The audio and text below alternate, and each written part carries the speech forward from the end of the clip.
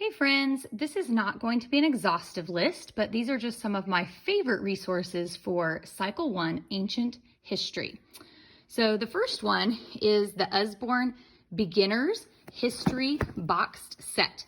This has a lot of the things that we study this year, like Egyptians, Greeks, Romans, the Iron and Stone Age, the Mayas, one kind of about archaeology, and then a couple that we would use for Cycle 2. Medieval history. So let's take a peek. If I can get one of these out. This is the Romans. These are aimed at beginning readers. You can see they have a table of contents and lots of bright illustrations and small amounts of text. They make a great introduction to each of the cultures, and in the back they also have an index and a glossary and websites to visit. So I find this a very helpful set for Cycle 1. The next resource is one that I use for all cycles. This is our handy dandy Encyclopedia of World History. It is internet linked. The chapter we'll be using this year is Ancient World. It's the second chapter in the book. And basically it has a double page spread for absolutely everything that we'll be studying, from the Egyptians to the Greeks, to ancient China, ancient Japan, absolutely everything.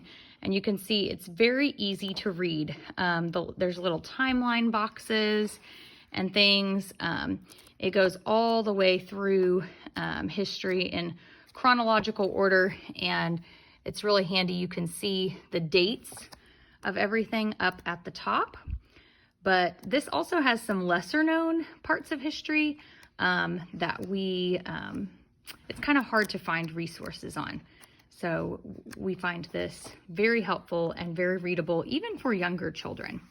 We also have the Geography Encyclopedia. This is nice because we're studying a lot of cultures from around the world in our geography. So it tells you a little bit about the country and about those people. But then it also has tons and tons of, there's flags and maps all over the world. So for instance, we do Africa this year. And so there's all kinds of interesting and colorful maps of Africa and things. So that one is also a very helpful resource. We have a lot of atlases, but that's one I like. I also love Time Traveler, love it.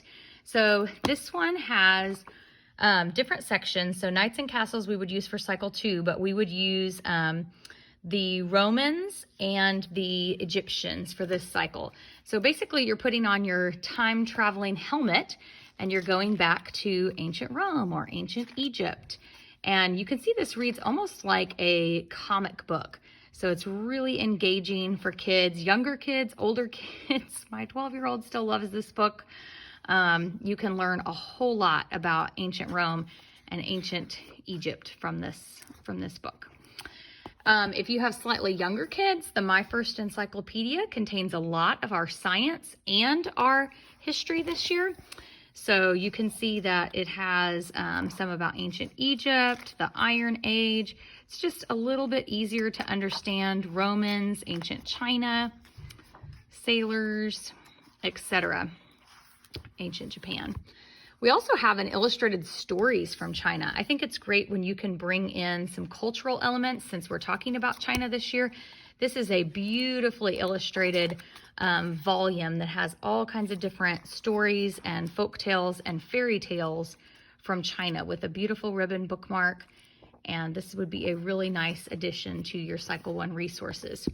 We talk about Gandhi and India and how India won its independence. And so Gandhi, we have a biography of him in our Extraordinary Lives series. These are aimed at elementary school children. They have lots of quotes and fun graphic elements. They're very easy and accessible to read. And my kids absolutely love them. So this is helpful for the India weeks. And we also talk about world religions. We talk about Buddhism and Hinduism and Islam and how those are founded. So this is a great tool to just present the facts. It has a chapter on every single religion, as well as ancient Egypt and Greek and Roman gods, which we discuss in Cycle 1 as well. And I find it to be very factual. It seems to be pretty neutral, and then your family can then go talk about those things from the perspective that you're coming from. But we read through this parts of this last cycle so that they could really understand what these religions believe and some of the different, some of the different tenets of each religion. Okay, and then I have some general history resources here. This is Timelines of World History.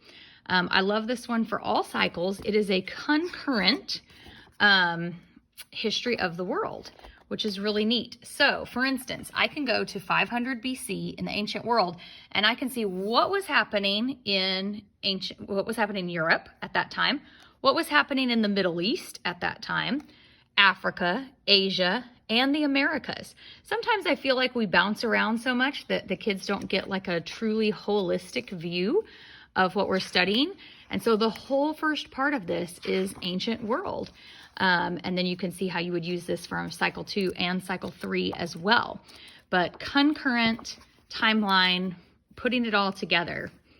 This is another fun book that just has lots of things from lots of cycles. It's in our 100 Things to Know series. You don't have to read them in any particular order. They are just fun and interesting facts about different periods in history. There was Alexander the Great, who we talk about this cycle. They are fun to just keep around your house. My kids love that series. And then we have History of the World in 100 Pictures. This has a lot of things from ancient times that we talk about. And they can just, there's the city of Babylon and the hanging gardens of Babylon and the Ishtar Gate. There's the Olmecs, all things that we talk about this cycle with beautiful pictures to go along with it. And timelines as you go. And then last but not least, we have See Inside the Museum. This is a fun lift the flap, and it kind of goes with this cycle because it has lots about ancient Egypt, and there's Michelangelo's famous Moses statue, and just different wonders that you would find in a museum and how a museum works. But it has a lot about the ancient world as well. Our kids really enjoyed that one. So hopefully this helps you with seeing some of my top resources for Cycle 1 history.